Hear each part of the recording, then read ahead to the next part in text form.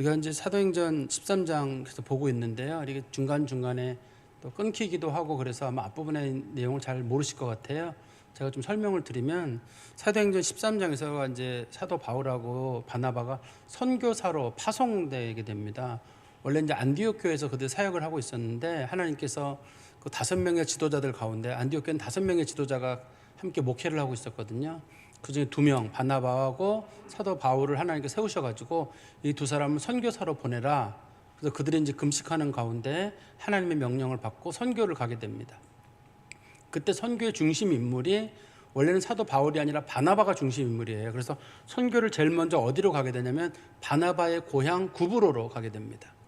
거기가 또 실제로 안디옥에부터 바다 건너 멀지 않은 지역에 있기 때문에 조금만 가면 구브로 섬이 있기 때문에 그쪽으로 선교를 떠나게 됩니다.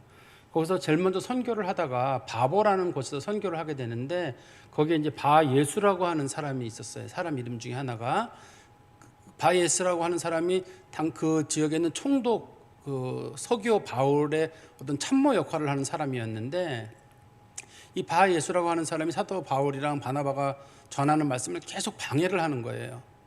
그래서 사도 바울이 기도하는 가운데 그에게 저주의 말을 하게 되고 그 눈이 멀었다가 나중에 회복되긴 합니다만 어떻든 이적적인 사건을 통해 가지고 서기오 바울이라는 사람이 바보라는 동네에서 거기서 이제 회심을 하게 돼. 첫 번째 회심하는 사람을 얻게 되거든요.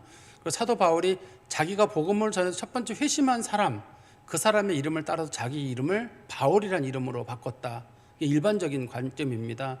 우리는 이제 보통 사도 바울 하면 이름을 왜 바울로 바꿨냐 할 때 큰 자 사울에서 작은 자 바울로 바꿨다고 하는데 성경적인 맥락이 있는 건 아니고요. 그거는 성경적인 물론 큰 자 작은 자 뜻은 있습니다만 서기오 바울이라고 하는 이 사람의 첫 번째로 얻은 회심한 사람 그 장소에서 이름을 바꾼 걸 봤을 때는 사도 바울이 자기가 회심해서 얻은 첫 번째 사람 근데 그 사람이 워낙 유명한 사람이고 자기 이름 사울이라는 이름하고 너무 비슷하기 때문에 이름을 바울로 거기서 바꾼 것 같습니다.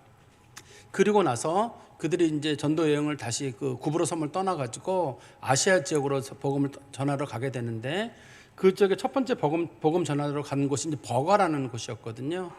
거기에서 사도 바울하고 바나바하고 수행원 마가 요한이라고 하는 사람 셋이 가게 됐는데 이 복음 전하는 일이 생각보다 힘들어서인지 마가 요한이 거기서 선교를 그만두고 얘를 다시 돌아가 버리게 됩니다. 사역 자체를 그만두고 돌아가 버리게 돼서 그 후에 그것 때문에 이제 바나바하고 또 바울이 갈라서게 되는 이유가 되기도 하죠. 그들이 이제 버가라는 동네를 지나서 복음을 전하러 가는데 그 동네가 이제 비시디아 안디옥이라고 합니다. 처음에 그들이 출발한 곳은 수리아의 안디옥이라는 곳이고 다 이름 자체는 당시 황제들의 이름을 딴 겁니다. 실제로는. 그래서 수리아 안디옥에서 비시디아 지역에 있는 안디옥이라고 하는 곳까지 가서 거기서 복음을 전하게 되는데 거기서 복음을 전하는 내용을 핵심적으로 저희가 지난 시간에 봤던 거거든요. 핵심적인 내용은 이런 거예요. 하나님께서 예수 그리스도가 오시기까지 어떻게 준비하셨는가? 하나님의 아들 예수가 오시기까지 어떻게 준비하셨는 건데 전체를 다 설명하지는 않고 출애굽부터 다윗 왕까지만 딱 설명을 합니다. 즉 하나님께서 이스라엘 백성들을 택하사 그들을 하나님의 선민으로 두셨는데 하나님께서 어떠저떠한 이유로 이스라엘 백성들을 애굽에 가게 하셨고 하나님께서 이스라엘 백성들이 애굽에서 400년 만에 그 애굽에서 나와서 이스라엘 백성들이 광야를 지나서 가나안 땅에 들어오게 하시고 7 족속을 멸하게 하시고 거기 머물러서 사사 시대를 다 보내고 난 다음에 맨 마지막 사사 사무엘 때 백성들이 하도 왕을 달라고 해서 백성들의 소원대로 사울이라는 왕을 줬는데 그 왕이 하나님 마음에 들지 않아서 하나님이 그를 폐위시키시고 하나님 마음에 드는 왕을 세웠는데 그 왕이 다윗 왕인데 그 다윗 왕의 후손이 바로 예수다. 이제 그걸 설명을 하려고 다윗 왕까지만 딱 설명을 해놨어요. 우리가 성경에 보면은 다윗은 하나님의 마음에 합한 사람이다라는 말이 곳곳에 나오잖아요. 우리가 그것을 바라보는 관점이 2가지가 있을 수가 있습니다. 어떤 분들은 다윗 왕이 찬양을 많이 해서 그럴까? 회개를 많이 해서 그러나? 다윗 왕이 하나님 앞에 성전 짓는 그런 큰 꿈을 가져서 그러나? 믿음이 좋아서 그러나? 그걸 우리가 이제 주로 그런 관점에서 보거든요. 그렇지만 소위 성경을 구속사적 관점이라고 하는데 예수님하고 연결시켜 보면 다윗 왕이 하나님 마음에 들었던 이유는 다윗 왕 자체가 마음에 들어서라기보다는 다윗 왕을 통해서 태어날 예수 그리스도를 하나님께서 바라보시면서 내가 저 사람의 후손인 예수를 통해서 인류를 구원해야 되는데 그러면 내가 누구를 왕으로 뽑아야 되느냐? 향후 예수의 조상이 될 다윗을 왕으로 세우는 거예요. 그러니까 다윗이 뛰어나서 예수가 태어난 게 아니라 예수가 태어나게 하기 위해서 하나님께서 다윗이라는 인물을 왕으로 세우시는 겁니다.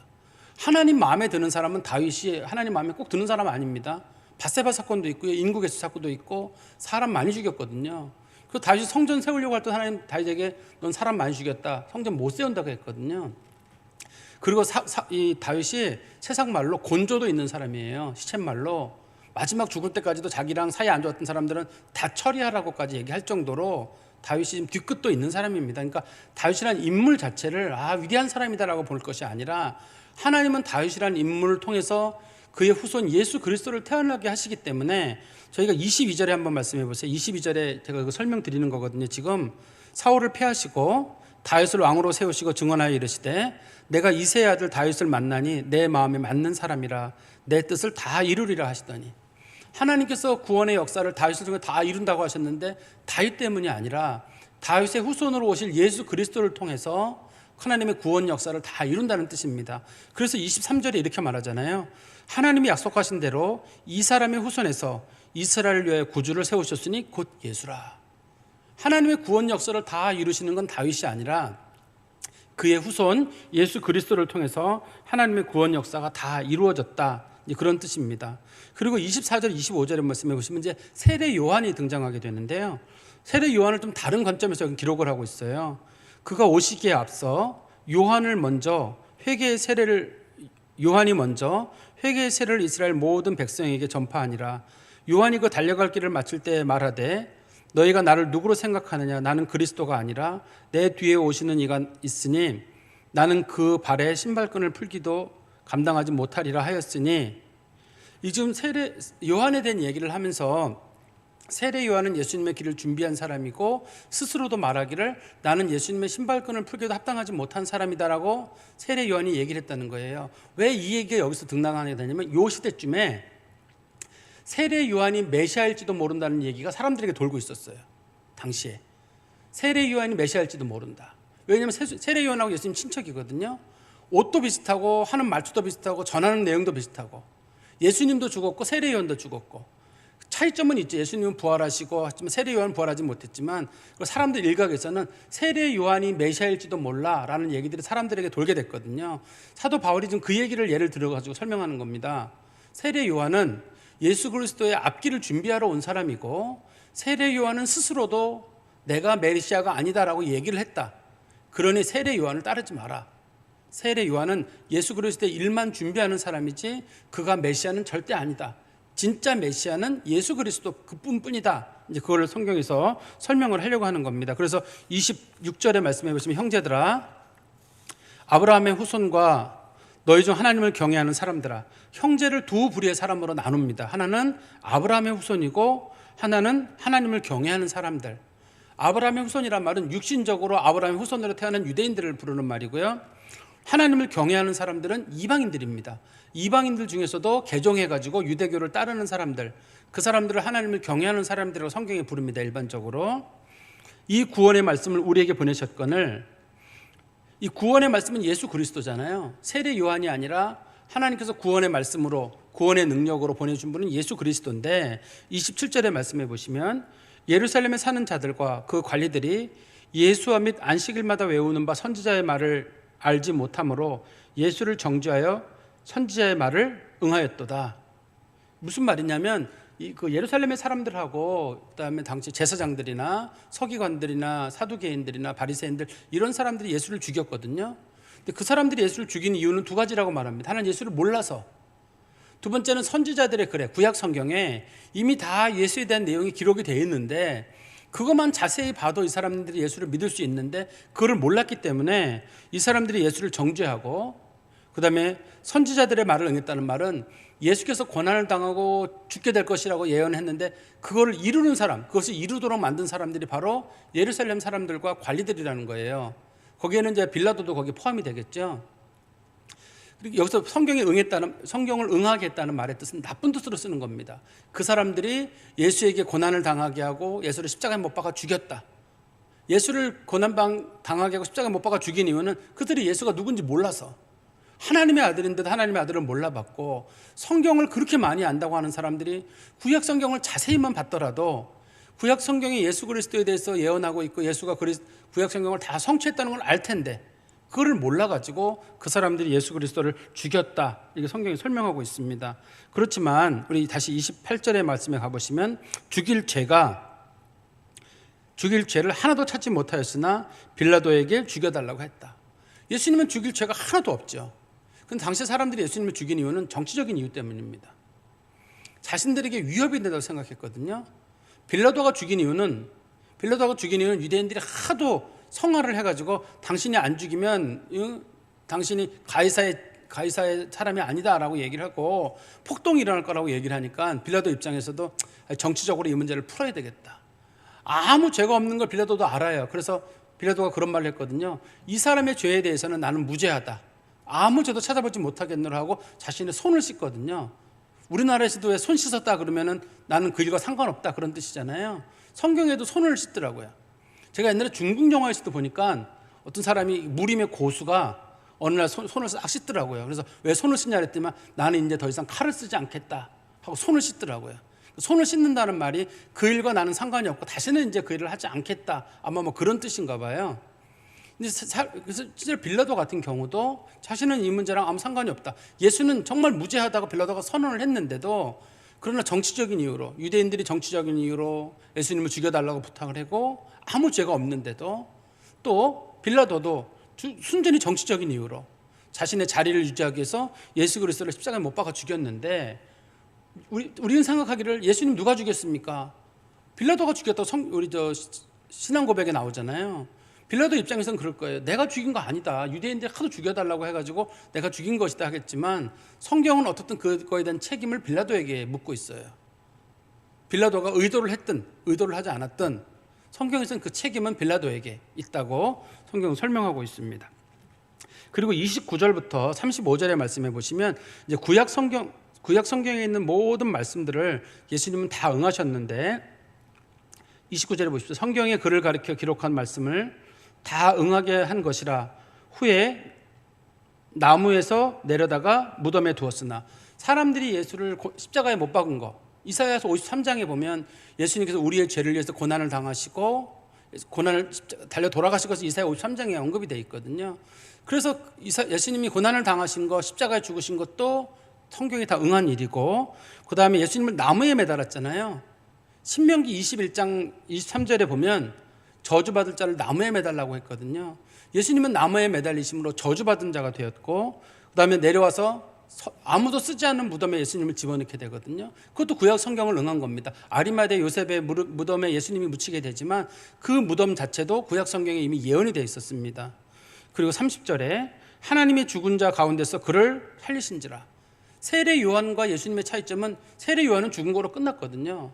그렇지만 예수님은 죽은 자 가운데서 부활하셨고, 그리고 31절입니다. 갈릴리로부터 예루살렘에 함께 올라간 사람들에게 여러 날 보이셨으니. 사도행전 1장 3절에 보면 예수님께서는 부활하시고 나서 40일 동안 사람들에게 얼굴을 보이셨다라고 되어 있습니다. 그리고 성경의 전체를 보면 예수님은 부활하신 후에 11번 정도 사람들에게 예수님의 얼굴을 보이셨어요. 주로 누구에게 보이신 거냐면 갈릴리 사람들입니다. 갈릴리 사람들은 예수님의 제자들이고 이적을 봤던 그 사람들이거든요. 그래서 본문에서 여러 날 동안이란 말은 40일 동안에, 그 다음에 그의 백성 앞에서 보이셨고 그들이 이제 백성 앞에서 그의 증인이라. 예수의 부활을 목격한 사람들이 바로 그 사람들이 이제 예수님 말씀을 전하는 증인들인 거예요. 예수님 말씀을 전하는 증인들이 신실한 것은 어떻게 알 수 있냐면 이 사람들은 예수님의 부활을 보고 난 이후에 확실히 바뀌어버렸어요. 그 겁 많던 사람들이 용기를 내게 되고 죽음 앞에서도 두려워하지 않게 되고, 간혹 어떤 사람들이 그런 얘기를 해요. 기독교가 쇼하는 거 아니냐, 예수가 부활이 무슨 부활이냐, 예수님의 제자들이 자신들이 종교를 만들어낸 거 아니냐 하는데, 예수님 부활 전에 예수님의 제자들이 보이던 모습과 예수님의 부활 후에 예수님의 제자들의 모습이 완전히 달라요. 그리고 기독교 역사에도 보면 그들이 나중에 순교를 당하게 되고 박해를 당하게 되는데 정말 대단한 사람들이에요. 눈 하나 깜짝하지 않는 거예요. 당신 죽는 게 무섭지 않냐? 전혀 무섭지 않습니다. 난 죽으면 분명히 부활합니다. 예수를 직접 눈으로 본 사람들이어서 그래. 이 사람들이요. 우리는 예수를 직접 본 사람들의 증언을 지금 듣는 사람들이고 그들이 기록한 말씀을 믿는 사람들이거든요. 우리는 보지 못했으나 우리는 믿음으로 이걸 받아들여요. 예수님의 제자들이 진짜 예수의 부활을 봤구나. 예수의 부활은 실제로 일어난 역사적인 사건이고 실제로 사람들이 목격한 사건이고 500여 명의 형제들에게 동시에 목격된 사건입니다. 11번, 한 번 나타난 게 아니라 11번, 성경에 언급된 것만 적어도 11번 이상의 예수의 부활이 목격된 사건이기 때문에 예수의 부활이 아니었으면, 거짓이었으면 당시에 이미 부활이 거짓이라고 소문이 났을 일이에요. 예수님의 제자들도 거짓 때문에 자기의 목숨을 걸지는 않을 겁니다. 진실을 봤기 때문에. 예수의 부활은 그 사실이에요. 그래서 기독교에서 가장 중요한 사건이 뭐냐? 예수의 부활 사건이에요. 부활이 거짓이면 기독교는 가짜예요. 그러나 부활이 진실이면 기독교는 진실이에요. 근데 성경에서는 예수의 부활은 진실이라고 말하고 있고 초대교회 성도들과 예수님의 제자들이 자신들의 목숨을 걸고 이 부활을 증명했거든요. 그래도 우리도 예수의 부활을 믿어요. 그래서 부활을 믿을 뿐만, 나도 죽은 다음에 부활을 믿을 뿐만 아니라 이 세상에서도 내가 살아서 믿는 자는 영원히 죽지 아니라는 그 말씀도 우리가 받아들여요. 아무리 큰 문제가 오더라도 우리가 담담할 수 있는 이유는 뭐냐면 하나님 다 아신다. 내가 다 죽고 난 다음에 그리스도 앞에 설 것이며 부활의 날에 하나님의 영광 가운데 이를 것이다. 나를 죽여라. 그러나 너희들이 나의 영혼은 해할 수 없을 것이다. 그게 이제 초대교회 성도들이 또 우리 최근까지도 많은 기독교인들이 목숨 걸고 기독교를 지켜오는 이유예요. 기독교는 인간이 만들어낸 착각이거나 무슨 세뇌거나 무슨 심리적인 어떤 작업이거나 전혀 그런 거 아니에요. 실제로 역사적으로 일어났던 예수의 부활에 대한 증인들, 그 사람들에 의해서 지금까지 온 진실한 사건이라는 뜻입니다. 그리고 다시 오늘 말씀에 가보시면 32절입니다. 우리도 조상들에게 주신 이 약속을 너희에게 전파하노니. 이 약속이란 말은 예수 그리스도를 통해 주신 언약의 말씀이거든요. 이거를 전파하는 것이 이제 바울이나 바나바나 이런 사람들이 해야 될 일들입니다. 우리도 이 약속의 말씀을 받아가지고 우리도 전파하는 거예요. 기독교는 누군가에서 계속적으로 전파가 돼가지고 여기까지 온 겁니다. 33절입니다. 곧 하나님이 예수를 일으키사 우리 자녀들에게 이 약속을 이루게 하셨다 함이라. 그 내용을 구체적으로 어떻게 되었냐면 시편 둘째 편에 기록한 바와 같이 너는 내 아들이라 오늘 너를 낳았다 하셨고, 시편 2편 7절에 나오는 말이고 시편 2편 7절에 나오는 말씀인데 너는 내 아들이라 오늘 내가 너를 낳았다라는 말의 뜻은 성경에서 이게 대관식에서 왕이 자기 아들에게 왕위를 물려줄 때 하는 말이에요. 너는 내 아들이라 오늘날 내가 너를 낳았다. 하나님께서 예수 그리스도를 하나님의 메시아로 세웠다는 말입니다. 이 말씀이 보통 경우 우리 자식들에게 전해지는 말이 아니라 예수 그리스도가 하나님으로부터 메시아로 인정을 받았고 메시아 사역을 감당하셨고 예수는 하나님이 임명한 메시아다, 그런 뜻입니다. 그리고 34절에 또 하나님께서 죽은 자 가운데서 그를 일으키사 다시 썩음을 당하지 않게 하신 것을 가르쳐 이르시되, 예수는 죽었지만 그의 시신이 썩지 않았거든요. 내가 34절 중간입니다. 다윗의 거룩하고 mid본 은사를 너에게 주리라 하셨으며 또 다른 시편에 일렀으되 주의 거룩한 자로 썩음을 당하지 않게 하리라 하셨느니라. 이거 전부 다 시편 16편 10절에 나오는 말씀이거든요. 예수 그리스도께서 다윗을 통해서 다윗의 자손이 태어나고 메시아가 역사를 하게 되는데 그가 죽지만 썩지 않았다. 사람들은 그것은 아마 다윗을 얘기하는 것 같다라고 말하는데 그 뒤에 보면 이렇게 나오죠. 다윗은 36절입니다. 당시에 하나님의 뜻을 따라 섬기다가 잠들어 그 조상들과 함께 묻혀 썩임을 당하였을 때 하나님께서 살리신 이는 썩임을 당하지 아니하셨나니, 즉 다윗 얘기가 아니라는 거예요. 특별히 시편 22편이랑 시편 69편에 보면 우리가 예수 그리스도의 탄생과 예수 그리스도의 죽음에 관한 내용들이 많이 기록이 돼 있어요. 여러분들이 알고 있는 그 신약 성경의 예수님의 십자가에 관련된 상황들 있잖아요. 그거는 시편 22편하고 시편 69편에 나와 있는 내용들을 예수님이 응하신 사건들입니다. 그래서 우리 시편 22편에 한번 보시면 몇 구절만 한번 볼게요. 시편 22편에 보시면 시편 22편 우리 메시아 시편이라고 하는데요. 보십시오. 22편 1절에 보시면 내 하나님이여 내 하나님이여 어찌 나를 버리셨나이까, 어찌 나를 멀리하여 돕지 아니하시오며 내 신음 소리를 듣지 아니하시나이까.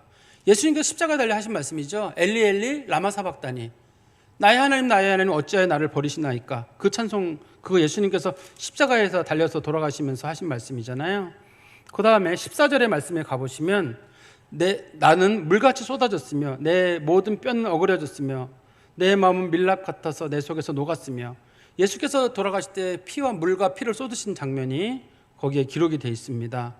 그리고 시편 69편에도 가보시면 예수 그리스도의 십자가의 사건에 관련된 내용들이 거기 기록이 되어 있거든요. 우리 1절 2절에 보시면 하나님이여 나를 구원하소서 물들이 내 영혼까지 흘러 들어왔나이다. 나는 설 곳이 없으며 깊은 수렁에 빠지며 깊은 물에 들어갔으니 큰 물이 내게 넘치나이다. 내가 부르짖음으로 피곤하여 나의 목이 마르며 나의 하나님을 바라서 나의 눈이 쇠하였나이다. 그리고 쭉 뒤로 넘어가다 보시면요. 쭉 뒤로 넘어가다 보시면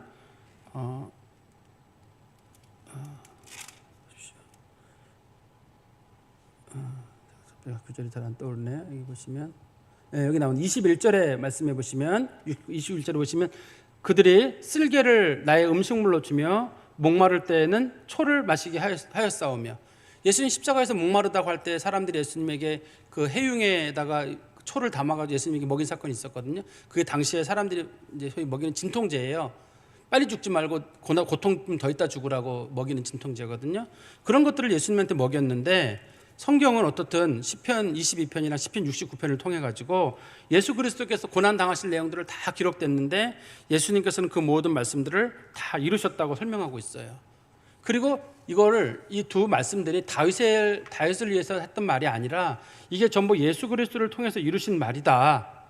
다윗은 썩어서 없어졌는데 썩지 않게 하신다는 말은 결국 자기의 후손 예수 그리스도를 통해서 일이 이루어진다는 뜻이란 뜻입니다. 38절입니다. 그러므로 형제들아 너희가 알 것은 이 사람을 힘입어 죄사함을 너희에게 전하는 이것이라.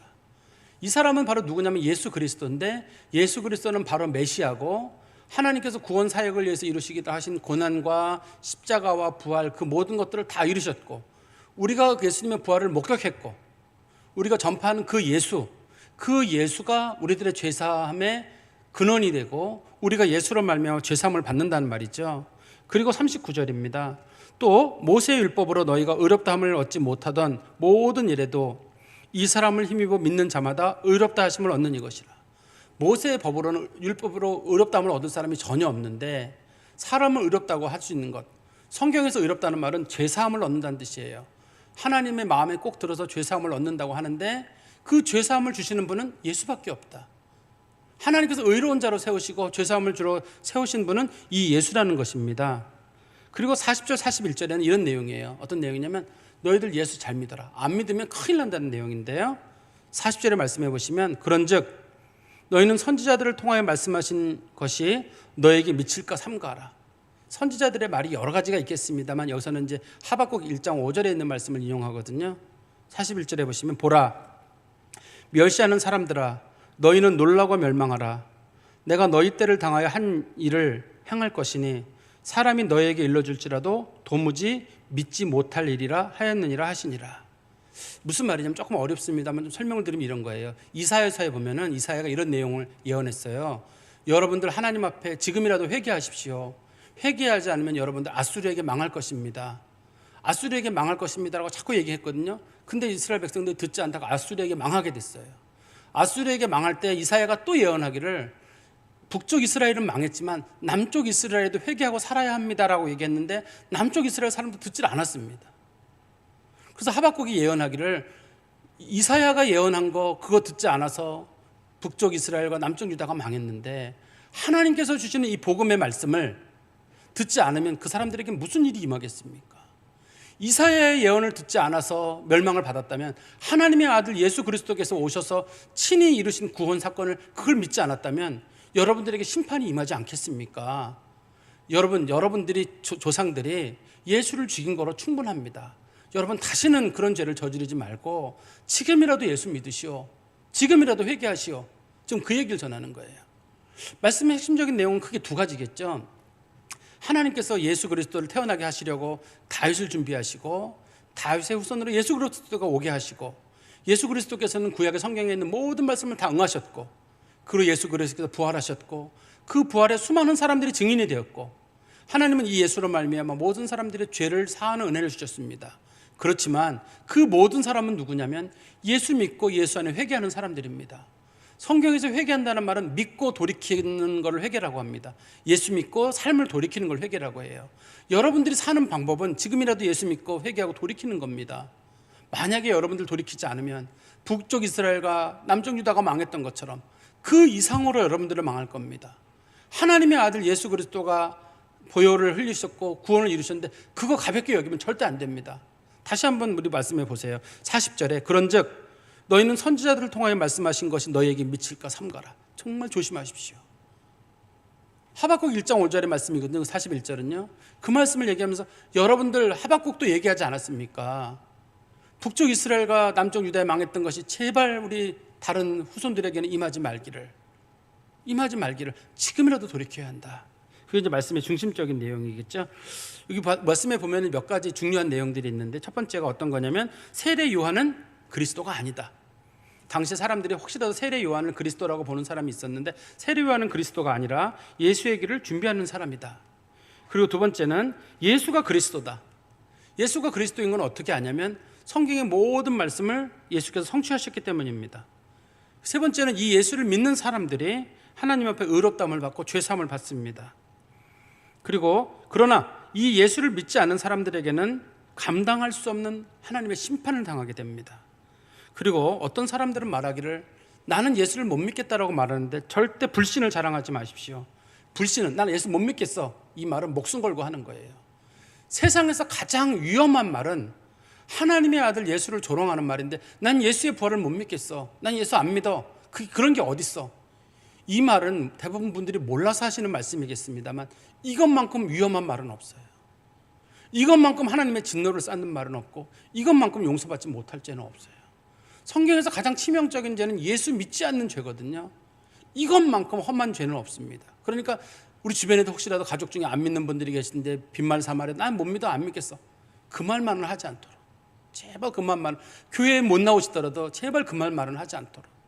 그 말을 하게 되면 그거는 하나님 앞에 너무나 큰 죄를 저지르는 거기 때문에 우리가 이 말씀을 늘 마음에 두시고 할 수만 있으면 빨리 하나님 앞에 돌아오고 믿음 가운데 사신 성도 되시기를 간절히 소망합니다. 기도하겠습니다.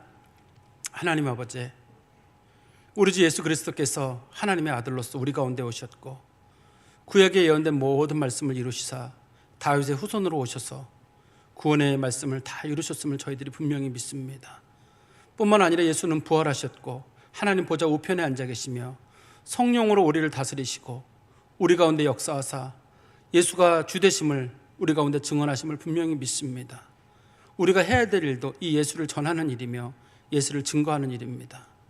누구도 하나님의 경고의 말씀을 가볍게 받지 아니하도록 하나님 우리 주변에 있는 사람들 한 사람에도 할 수만 있거든 지옥 가지 아니하고 모두 예수 믿는 사람 될 수 있도록 하나님 역사해 주시고 저희들이 입술에도 하나님 파수꾼을 세워주시사 어떤 극한 지경에도 예수 모른다 하지 않게 하시고 예수 부인하는 일 없게 하시고 우리 주변에 있는 사람들 누구도 부지불식간이라도 절대 예수 부정하는 일 없도록 하나님 은총을 베풀어 주시옵소서. 예수 그리스도의 이름으로 기도하옵나이다. 아멘. 찬송가